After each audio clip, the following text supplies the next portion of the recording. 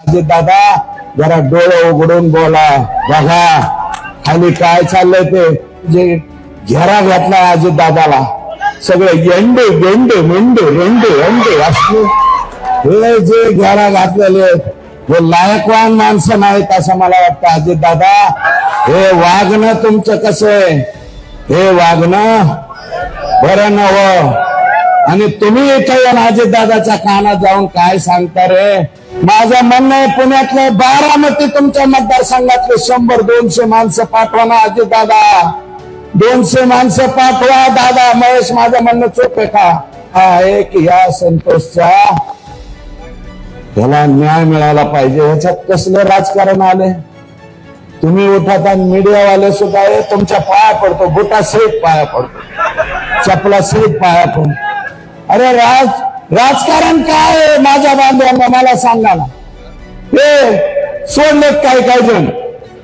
सूरज चव्हाण बोलला माझ्यावर. सूरज चव्हाण अरे तू बालवाडीत सुद्धा नाही अजून, तू माझ्यावर बोलतो. बालवाडीतल्या लेकरांनी माझ्यावर बोलू नये. आणि ते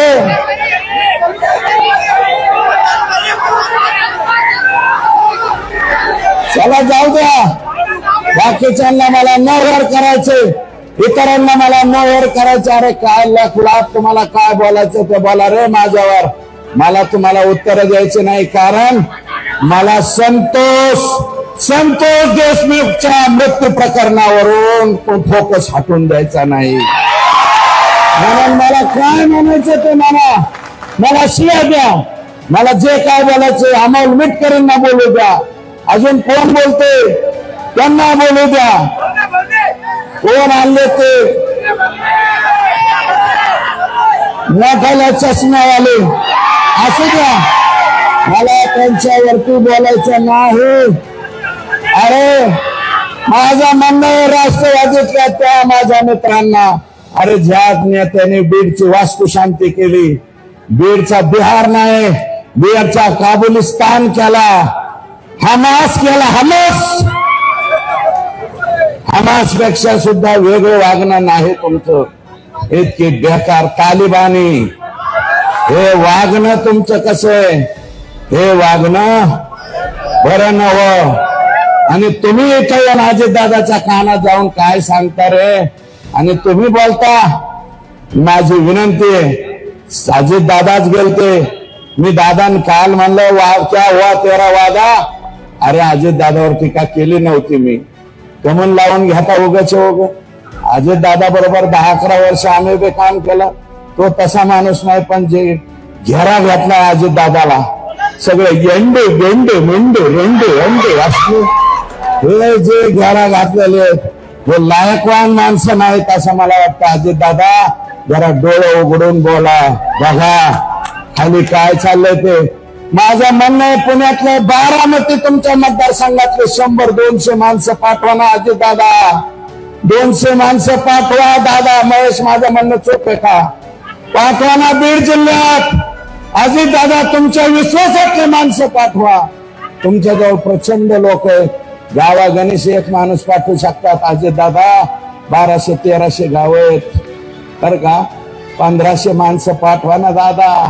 एका गावात जाऊन 2-2 दिवस मुक्काम करून येऊ द्या ना.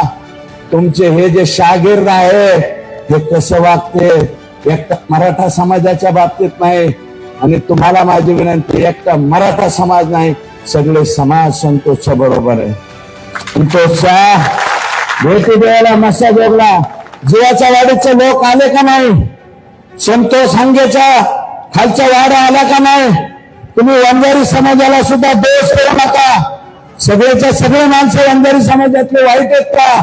नाही, अजिबात नाही. 2%, 4%, 5%, 10% असतील, 90% वंजारी समाजाला सुद्धा ही गोष्ट पटलेली नाही. बीड जिल्ह्यातल्या मसाजोग गावचे सरपंच संतोष देशमुख यांचं अपहरण करून त्यांची हत्या करण्यात आली। या प्रकरणाचा निषेध व्यक्त करण्यासाठी आणि या प्रकरणातील आरोपीवर कठोर कारवाई व्हावी यासाठी मागणी केली जात आहे। आरोपींना कठोर शिक्षा व्हावी अशी मागणी राज्यभरातून होत आहे। संतोष देशमुख यांच्या हत्येचा निषेध करण्यासाठी राज्यभरात विविध ठिकाणी मोर्चाचं आयोजन करण्यात येत आहे। आज पुण्यात आक्रोश मोर्चाचे आयोजन करण्यात आलं। या मोर्चाला सर्वपक्षीय नेत्यासोबतच संतोष देशमुख यांचं कुटुंब देखील उपस्थित आहे। यावेळी बोलताना आमदार सुरेशदास यांनी उपमुख्यमंत्री अजित पवारांचं कौतुक करत, अजित पवार खूप प्रांजळ मनाचा माणूस आहे। अजित पवार कधीच चुकीच्या लोकांना पाठीशी घालणार नाहीत। अजित पवारांचं धनंजय मुंडे जवळचं का अडकलं आहे असा सवाल त्यांनी भर सभेमध्ये उपस्थित केला आहे। त्याचबरोबर त्यांना मंत्रिमंडळातून हकालपट्टी करण्याची मागणी केली आहे।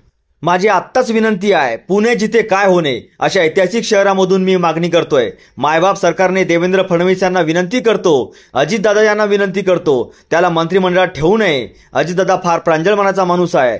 5 वर्षाच्या लेकरासारखं अजितदादांचं हृदय आहे आणि तो कधीच चुकीच्या लोकांना पाठीशी घालत नाही। मी त्यांच्यासोबत होतो त्यामुळे मला माहिती आहे। मी काही लोकांना घेऊन गेलतो, त्यांना म्हटलं याच्या बाबतीत फोन करा। अजितदादा तेव्हा मला म्हणाले हे चुकीचे वागणारे लोक आहेत, मी यांच्या चुकीच्या बाबतीत फोन करणार नाही। एक वेळा नाही, 2 वेळा नाही तर तब्बल 10 वेळा हे माझ्या बाबतीत घडलं आहे। मी राष्ट्रवादी 2005 पासून ते 2017 पर्यंत होतो। जवळजवळ 10-12 वर्ष मी राष्ट्रवादी काँग्रेसमध्ये होतो। त्याचबरोबर मी काम केलं। अजितदादा असा नव्हता, अजितदादा मी तुमच्या पाया पडतो, तुझं काय अडकलं रे त्यांच्यापाशी असं म्हणत सुरेशदास यांनी धनंजय मुंडे यांच्यावर कारवाई करण्याची मागणी केली आहे। या लोकांनी बीडचा हमास केला आहे, बीडचा तालिबान केला आहे। या लोकांचं वागणं बरं नाही। अजित पवारांवर मी टीका केली नव्हती, का लावून घेतात? मी 11 वर्ष त्यांच्यासोबत काम केलं। अजित पवारांना घेरा घातला। अजितदादा डोळे उघडून खाली बघा काय सुरू आहे ते। बारामती मतदारसंघातील तुमच्या विश्वासातली माणसं बीड जिल्ह्यात पाठवा म्हणजे सत्यता समोर येईल असे आवाहन त्यांनी यावेळी केलं आहे।